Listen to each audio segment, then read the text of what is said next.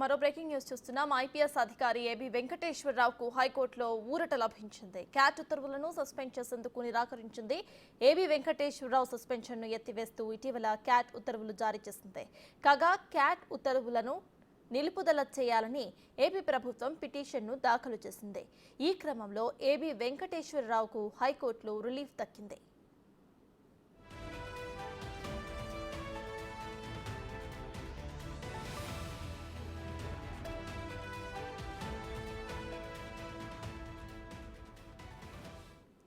IPS అధికారి AB వెంకటేశ్వరరావుకు హైకోర్టులో ఊరట లభించింది. క్యాట్ ఉత్తర్వులను సస్పెండ్ చేసేందుకు నిరాకరించింది.